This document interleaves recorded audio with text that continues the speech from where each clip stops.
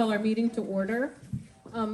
First thing, I don't know how many people were able to get over to the Broward Shell Show, but our member, Cindy Boyd, won several ribbons. We just want to congratulate her.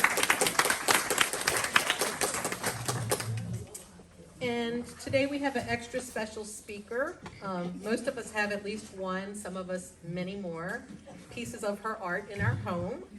She has been a member of the Shell Club since 2018 and photographing shells for 11 years. Today our friend Meredith Blain is going to share her secrets to her successful shell photos.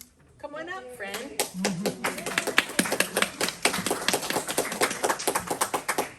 Okay, can you hear me? Yes. Do I need to move it? Karen's having me try this out for our speaker in March. I think it's a great idea. Okay, all right. Thank you, Martha. Okay, so we're using my husband's computer, and I'll just apologize in advance if anything goes wrong. It's his fault. Let's see. So, some of you have been to the shell study that I helped out with, and got to hear a little bit of this, and I did this talk at the Sarasota Shell Club meeting, and I thought it would be nice to do this one. Tom is from Sanibel, and he wasn't going to be here this year. He is going to be hopefully back next year in person, so I decided I would do this so that we can have Tom do his cone presentation next year in person. I'm just gonna move this. Okay. Okay, so, all right, Linda.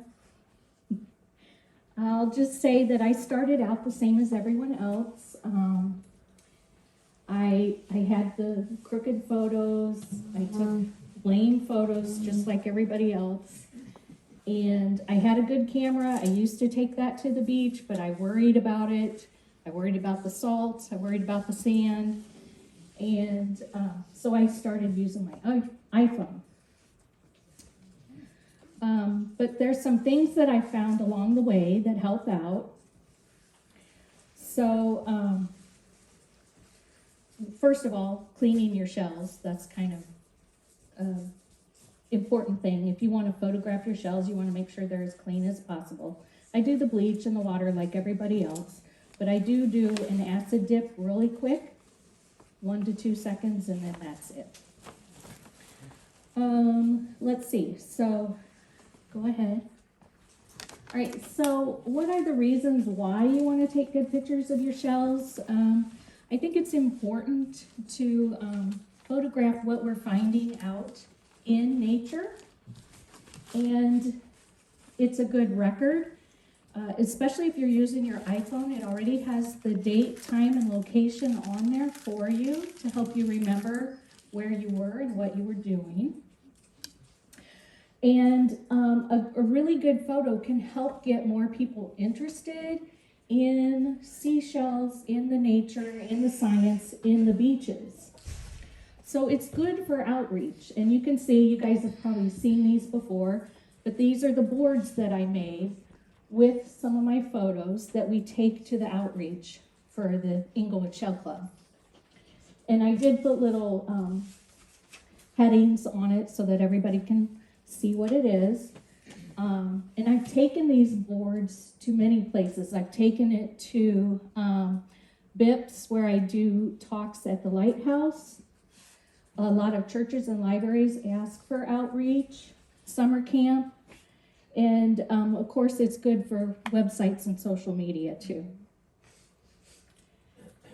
Okay, so my favorite thing to say is to go ahead and take those shells out of your drawers because they've been in there a really long time. All right, go ahead. So yeah, and then so I did end up making a PowerPoint when I had an indoor presentation. So it's kind of evolved along the way. At first I was doing them outside, so I just used that, but now I've been getting invited to do ones inside, so then I made a PowerPoint as well. Okay. All right, so, yep, I only use my iPhone. So you can use your Android or whatever. And one of the important things about using your phone is everybody knows Google, everybody knows YouTube. You can find all these tips and tricks on Google, on YouTube, in your phone, on the store. And I highly recommend reading them and looking into it. And then another thing with my phone, which people will find unbelievable, is I don't use any of the hard cases.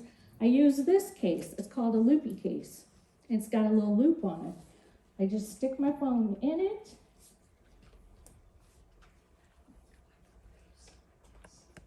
And this is what I take with me.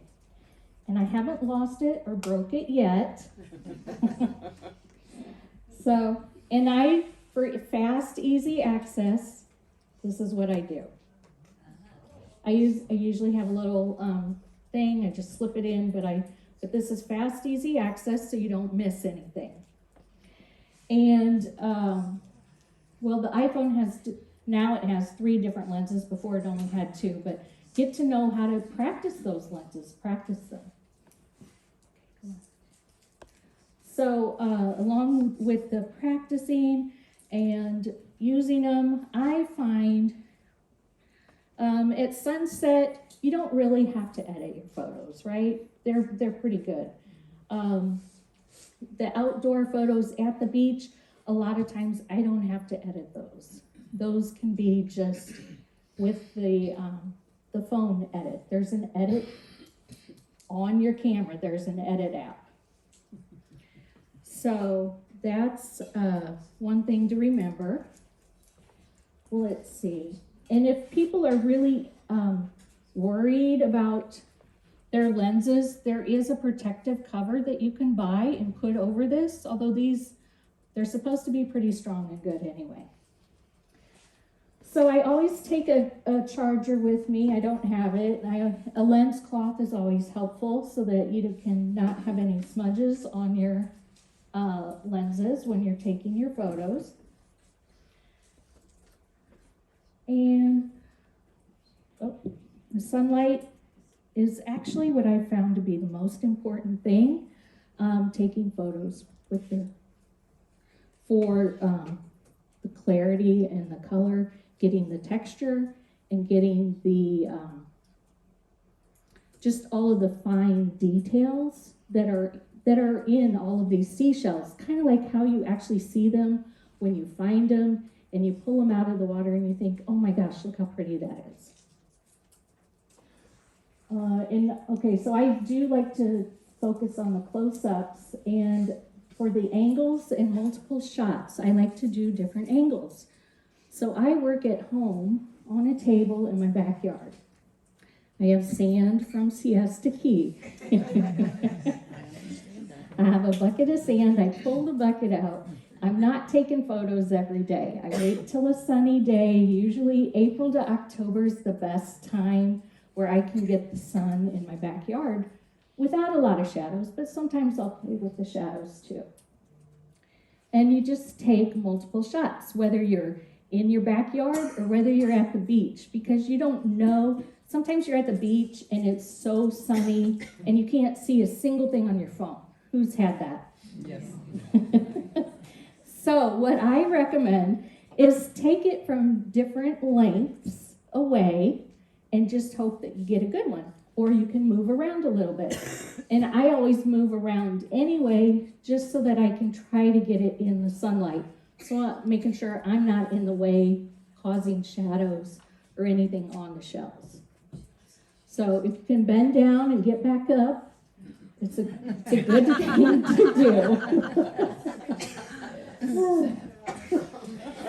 So, and when I'm at home, I have an advantage. I can use a lot of props, and you guys have probably seen some of these props. So nobody knows that I just stick the shell on here. It looks like just like a glass float when you take a close-up picture of it. So you can just fine stuff, and then the rope kind of makes a nice texture, and then you get a nice different colored background, and then you get the shell right in the front. And then I just put some sand around it. One of my new ones, you'll see some pictures soon, is this purple piece of coral.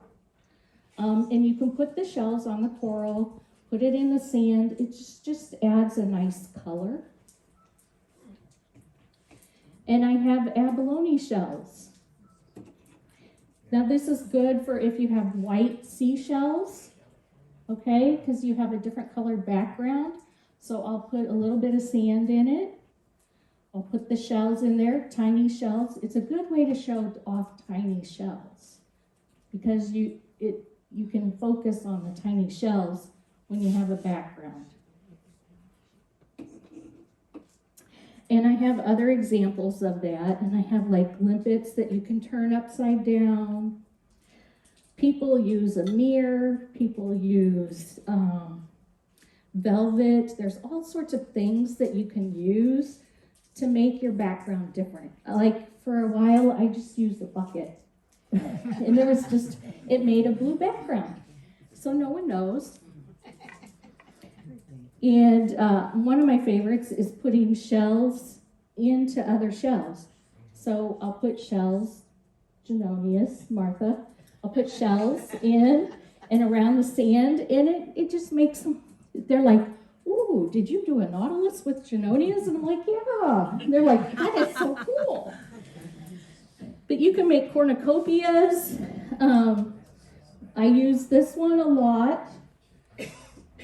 And you don't have to take a picture of the whole shell of this.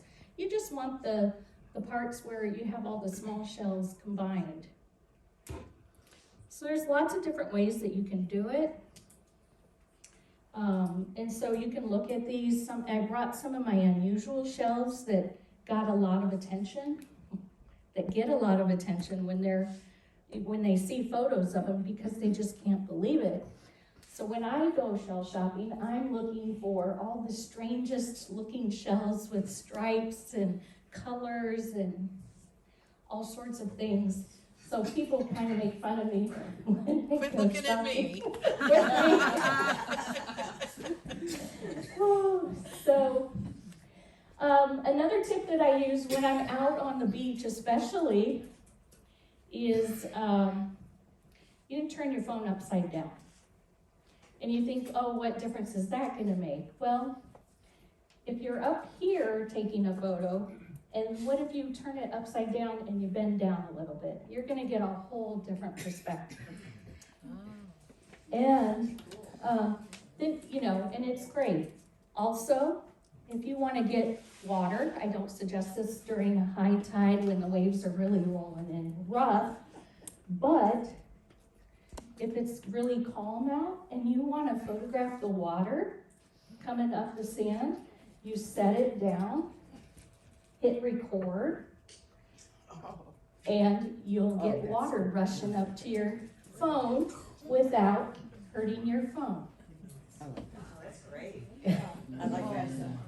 Okay, so and another one I have is, because now videos are starting to become a thing, or already are a thing.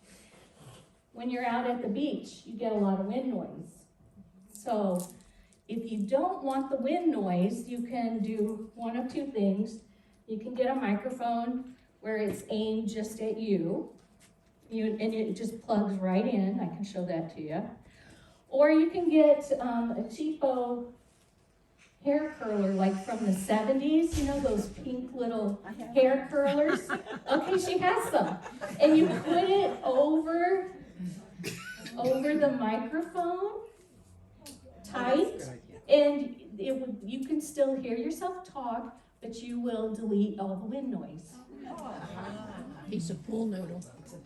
Oh, yeah, that's a good idea. Pool noodle or pipe. So anyway, those are things that you Yeah, the can do, conduit. and let's see. Let's go to the next one.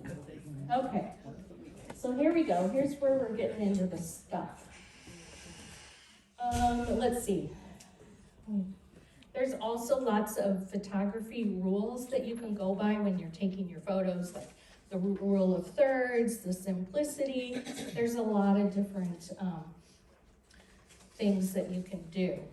Okay, so I don't have a lot of apps that I use for editing my photos, but what I do have, I know them very well. So that's the thing. You can still Google and YouTube how to use your apps and just experiment with them.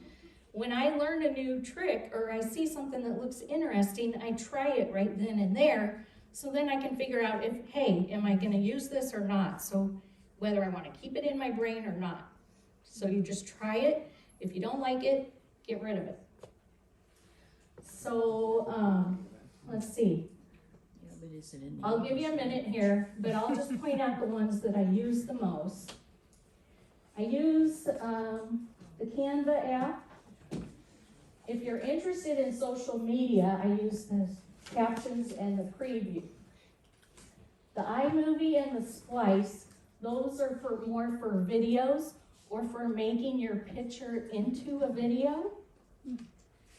And I'll use Snapseed, Pro Camera, and Retouch.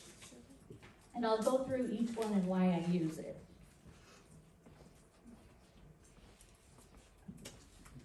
Okay, we can go to the next one. Okay, so the Pro Camera's first. And let's see, this one's the original. And this one's the automatic, and it's probably hard to tell a difference here, but if you try it on your own, you'll see a difference. But the Pro Camera app, I really basically only use for landscapes. And like I say, not the sunset, because the sunset, you don't really need to edit it. So, like during the day, if you want more blues to pop out or whatever. I think it costs about $7. Somebody can look it up, but anyway, it's not too bad.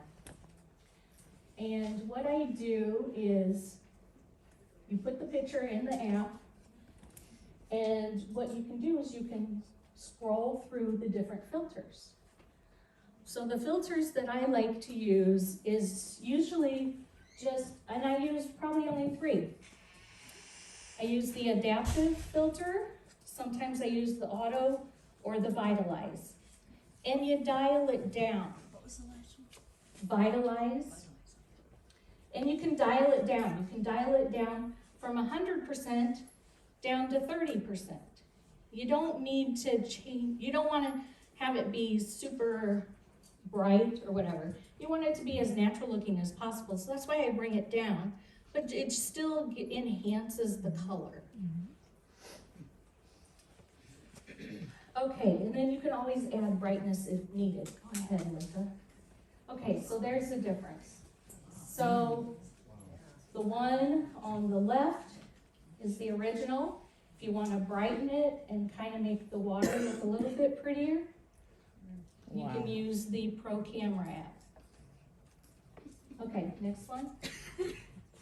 Okay, so the Pro Camera, pretty much only used for landscapes. I usually don't even use it when I'm just taking pictures of shells at the beach or whatever. It's just basically if I'm trying to get a water shot. So the Snapseed is what I use for the shells. And that app is free. And can you just go to the next one? That's the original, and then can you go back? Yes, I can. Okay, that's with the Snapseed. Maybe do it again so I can see it again. Oh, yeah. Oh, wow. Can you see the difference in that? Okay, yeah. And that reminds me of how it looks when I find it in person at the beach. So what I do with the Snapseed then is I go to, let's see, I go to the tools section. So there's a tools section, I go to the tools section, and I didn't take pictures of that. And I go to HDRscape.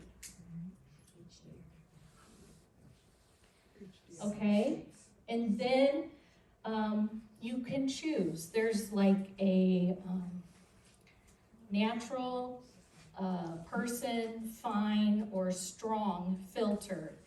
For the seashells, I usually use the fine. But if it's white or something that doesn't look good with the fine filter, you can use the person or the nature filter instead. And then I dial down that filter strength. They have a little thing, you just zoom it across. I dial it down to below 30. Like normally, I usually do it just to 25. There's some shells where I go down lower. It just depends. Okay, go on. There's where you can dial it down. Okay, and next one. Okay, so, all right, so we're just gonna talk about the other apps. I didn't take pictures of those. So the Retouch app, I only use that one if there's lines in my photograph, like a power line or a line that you don't want in there. It's $2. You can use your finger and you can scroll across that whole line and it'll remove the line for you.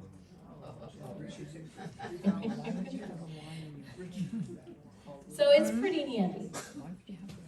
It's a power line in a picture. If you delete that power line for, like, say, another person or whatever. Yeah. What goes where that was? Does it just automatically fill in the background? It fills it in with the background color. Okay, thank you. Mm-hmm. Okay, so one of the other apps I use, which Karen uses extensively as well, is the Canva app. And you can use that to make brochures, notifications, every little party that we're gonna have, the flyers. You can pull photos from your photo album into the Canva app, and it has all the fonts, it has all the doodads for you. Just stick it right on there. It has sizes. You can make it whatever size you want. Okay, and then so for the videos, like I said, I use iMovie and I use Splice. Splice, you can add royalty-free music if you wanted to add music to your video, although now all of the social media things, you can pretty much just choose your music from there, so you don't even really need to do that. Then if you're interested in the social media, there's a captions app that you can search and get different captions, which you may or may not need, or if you need ideas for something. And then if you want to plan your social media feed, I use Preview. It can be free, but I pay for mine because then you get more than one. But you can plan your posts, you can search for hashtags, you can search for captions. There's a lot of really good uses for it. And not only that, I put my pictures in and I can arrange all my pictures so that the feed looks pretty, because a lot of times if you put in pictures with a lot of shells, if you put in a picture right next to it with a lot of shells, it's not going to look as nice on your feed. But that's just me. Nobody else has to worry about that. So again, I just want everyone to learn to use their apps. Remember, Google, YouTube's around. You can look up stuff on TikTok. And so what we're gonna do is we're just gonna go through and look at the pictures that I've taken. And if I see something, I'll comment on it for anything. But like for this one, I like the texture of the nutmegs. And it hopefully pulls that out in the colors.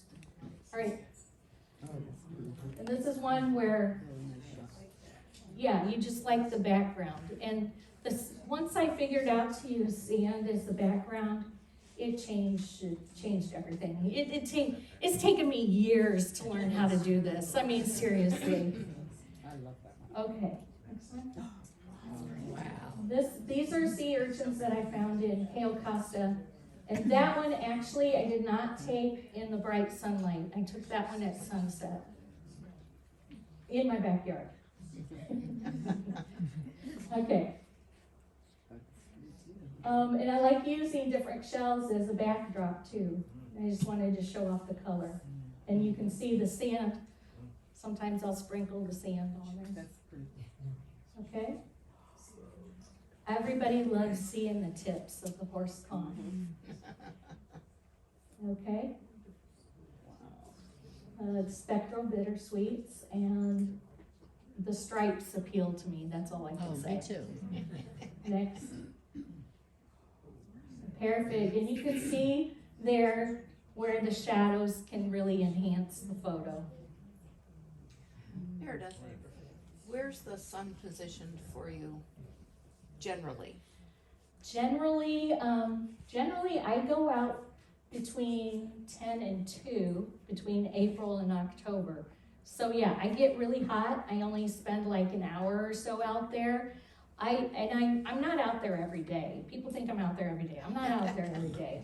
What I do is if I have, well, you guys all know I go with Real Kind. So I'll have them, I have those shells from my trip. I take pictures of what I find on each trip. But if I went to a shell show and I bought a bunch of shells, I'll just think about it. And on a good day, if the sun's out and nice, I'll be like, okay, I'm gonna go out there for a little bit. And I'll just gather the shells with me, get the sand, and I'll just do a bunch in a row. So then I'm not out there all the time. So, But but yeah. as a you just- rule, you want the sun to your back if you're just shooting. Yeah. Right, Yeah. yeah, as a rule, and I just move my chair around. Because I do have a pool cage, so sometimes those shadows come in too, but in the summertime, it's a lot less than the wintertime, is what I've really noticed in my backyard. Everybody's backyard could be different.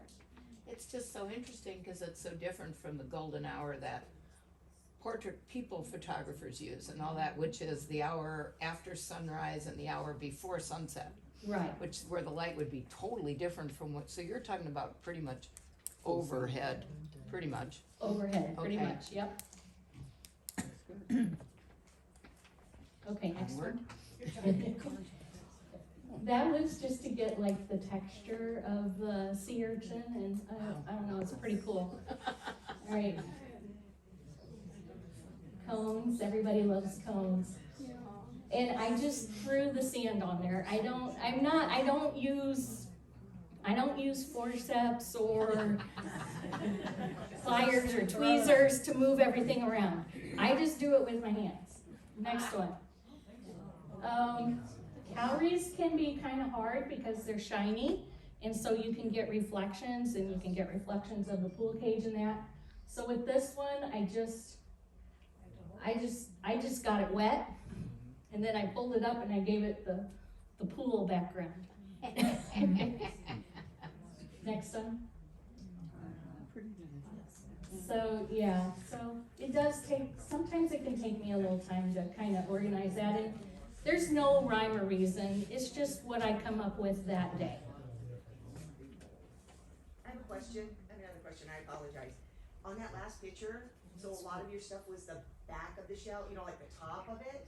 Yeah, So are you like putting it into sand so that you're getting the top, or how are you holding, because otherwise it'd just be cut off tops, right? so let's just say my sand pile's here, my shells are here. Yeah? That's the different angles and multiple photos approach. Because the phones, you can get a lot more angles than you can with a camera with a big lens on it.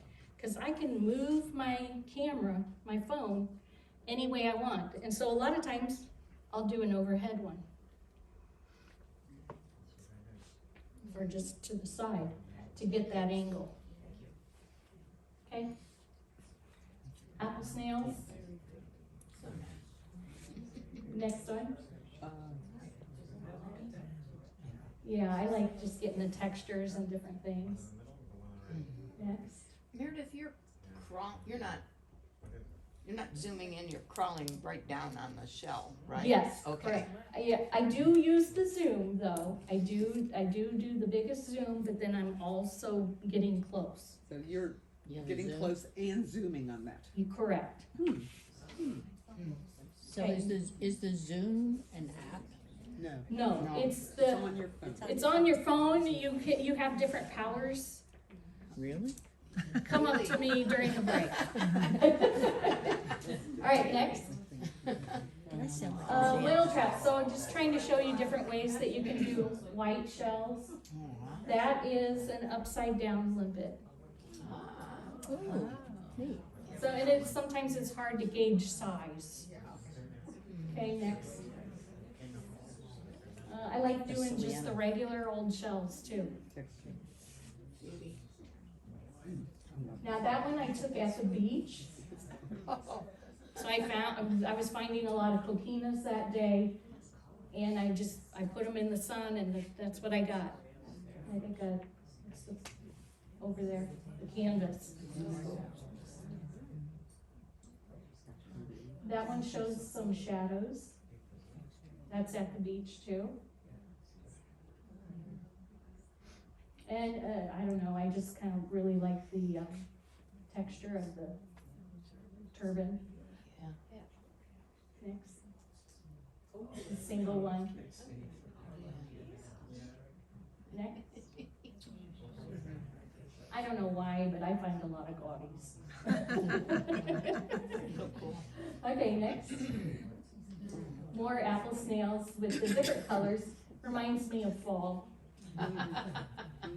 Next. Here, yeah. I like showcasing one shell, the same type of one shell too. I don't know, I just like that. East Coast finds, again, trying to display a white shell, making it stand out. Next.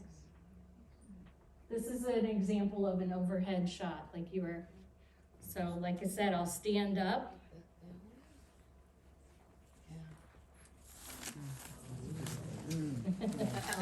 Yeah.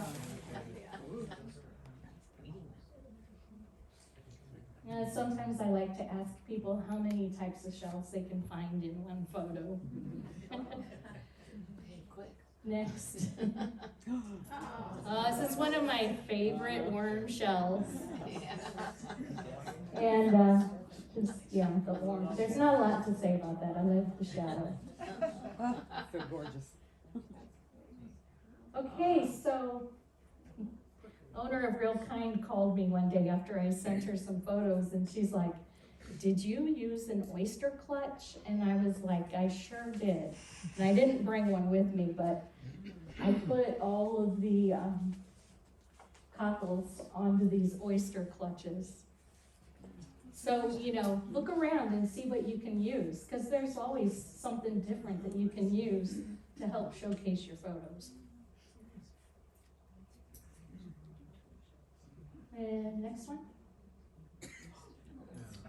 Bivalve. And then that's just showing the shadows as well. The sand inside. And then sometimes I'll put shells inside. And that's just a good example of the different color variations of the Florida cones. That's Colleen's shell. I don't know if Colleen's here, but she wanted me to take a picture of that shell that she found. And I went ahead and used the abalone as a background.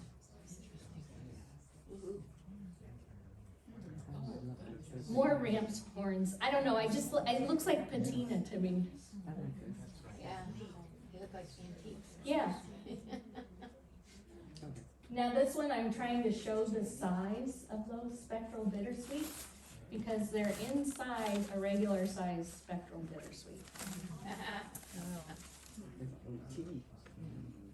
Next. So, yeah, that's just more groupings of shells. Next. I wanted to show the colors that you find inside of the jewel boxes. Next. How are you framing? Are you framing on the app? Your pink thing goes This around the is, mirror. well, that's the PowerPoint. Oh, it's just a Yeah, slide so app. not, Okay. my photos don't have all that. Okay. That's another top view photo, which it kind of makes them look, it's kind of different and interesting, gives them a new way to look at the spirals. Next. This, yeah. Next. Okay, so, now we're on to landscapes. So it just depends, sometimes sometimes you have close-up landscapes, sometimes you have other landscapes. And it's kind of, maybe it'll help you learn how to when to use the horizontal, when to use the vertical. And that one I like to it just shows the different shades of blue. A shell tree. That's a sunset photo at Myakka River State Park, and you can see the sun on each of the trees. And it does almost look like a painting. Next. Oh, That's just showing a storm. Yeah. Yeah. Now this is what this photo looks like horizontal, but then if you go to the next one, you'll see, yeah. Yeah. and it makes a huge difference. Yeah. Next. That's resurrection fern on the, Yeah. yeah. And sometimes it's good to have stuff in the foreground. It kind of makes your eye kind of go to the back to see what's back there. That's one of my favorite storm photos.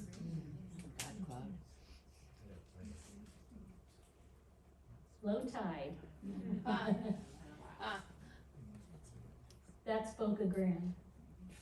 I used a close-up one to show the clear water.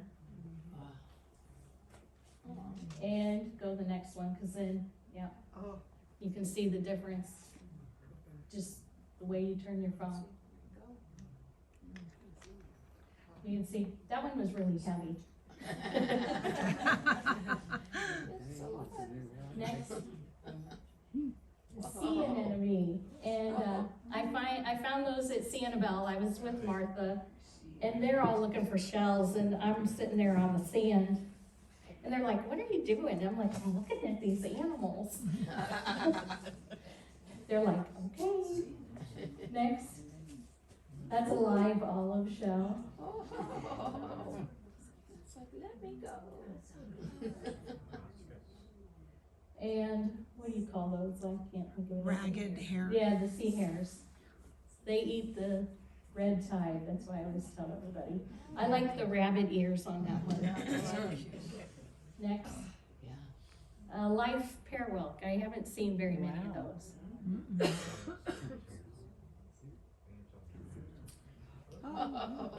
That's one of my finds on Sanibel when Martha was making fun of me for looking at the water so close.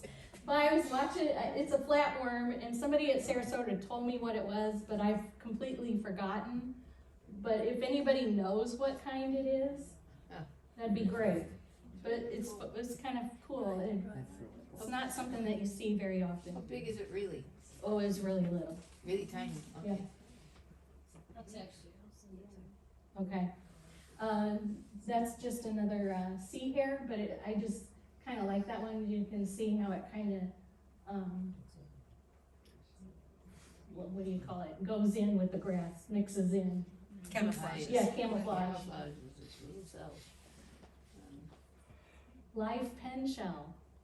Oh. Next. Live queen conch. That was on the east coast of Florida.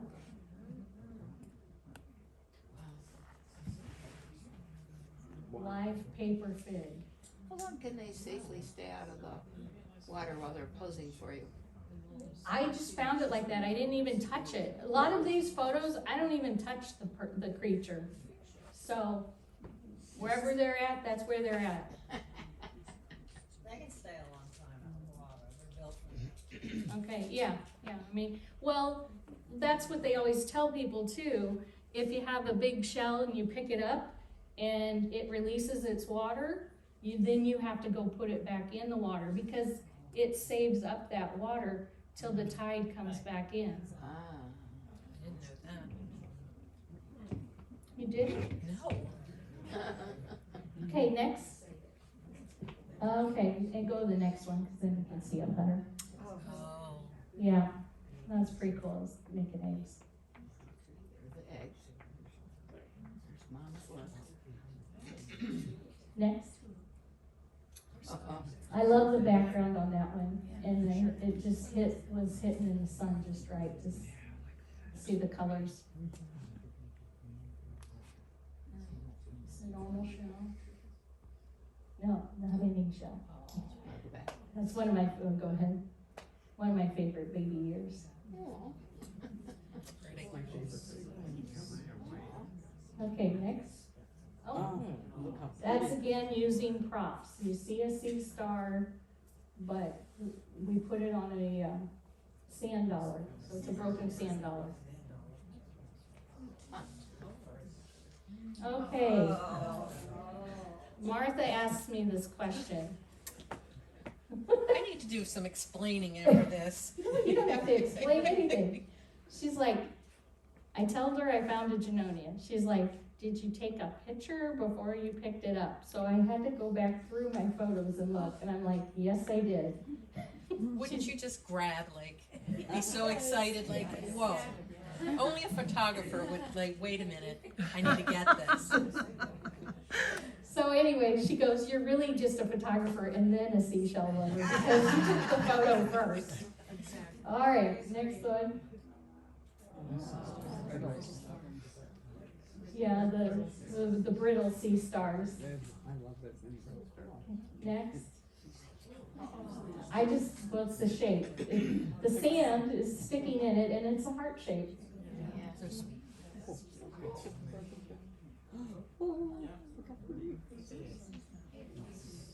And I think it just finished laying the egg sac.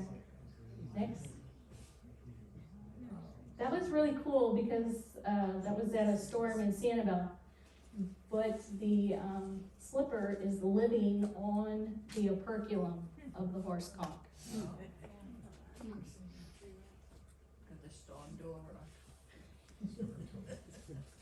Next.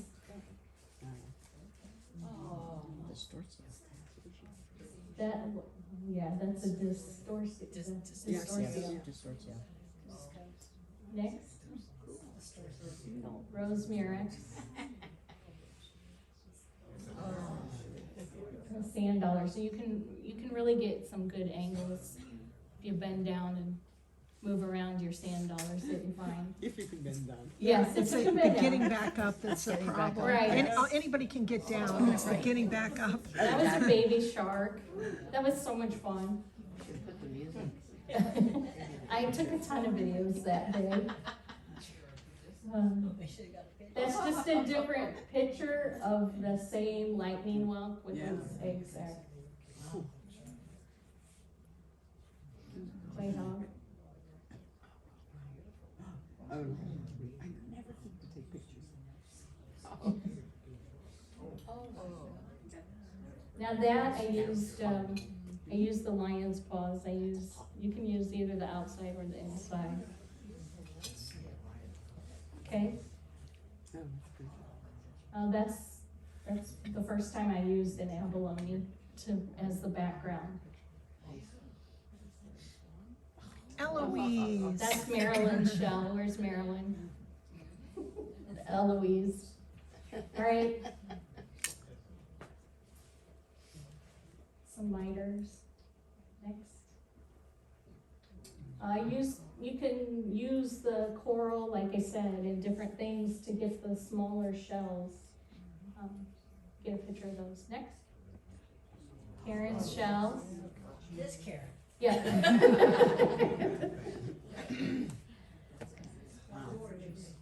Next. Yeah, That's just the angle.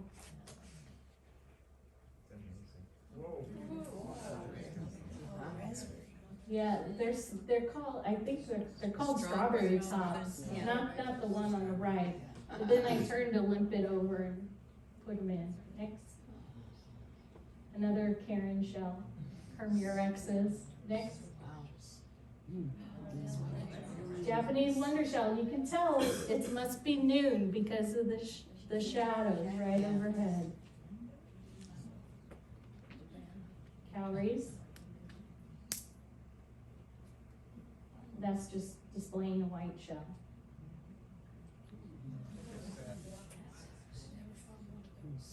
Next. How many calories? Trying to get the small ones. It's not always easy getting the small ones. I do my best. Next. Yeah, using a piece of coral. And that pattern's just really unique. Next. Oh, these are from the Indo-Pacific. They're just nerites, different kinds. Again, teeny tiny little shells inside of one of these. Wow. Okay? I like the red. Next. Now then, if you wanted to make a graphic or anything, you have a blank area on the side that you could put any writing and stuff that you need for details. What are you propping it up with? I am propping it up with probably a shell behind it.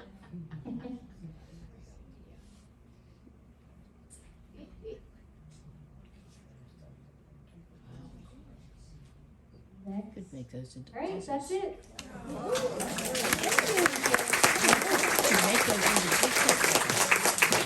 Are you during the Oh, there's class? phone call, that shows a website.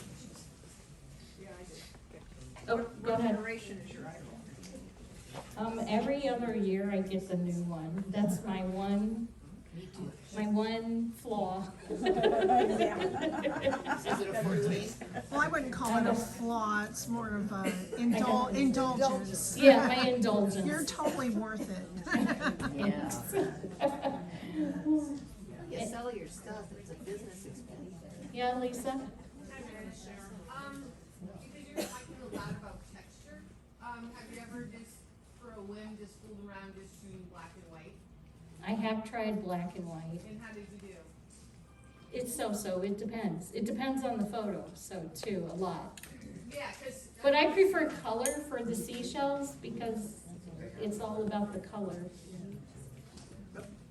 But fossils on black velvet That are would be, really, can be very stunning because there's a lot of detail often in those fossils. I'll try that when I have some fossils I need to photograph. Yeah, yeah. Any other questions? All right, we're gonna take a 15-minute break. This is her. We just went to the Broward Shell Show, and if anybody went, the Broward table has bins, and they're like between $1 and $3 a shell. You know, you just buy them. And so I looked and walked away, and then did the show and kept coming back while she was still there. And I I think I said, spent an hour there yeah. at the bargain bin. And I'm like, she says, did you see anything you liked? And I said, not much. She spent $140. Yeah, so she's a texture girl, and she did gray, black and white angel wing, angel wing shells for my bathroom, and it's stunning, so. Oh, and I don't make fun of her on the beach. She's just gone. So we're gonna take a 15-minute break, and then we'll continue with the business meeting. Okay. Thank you. Thank you.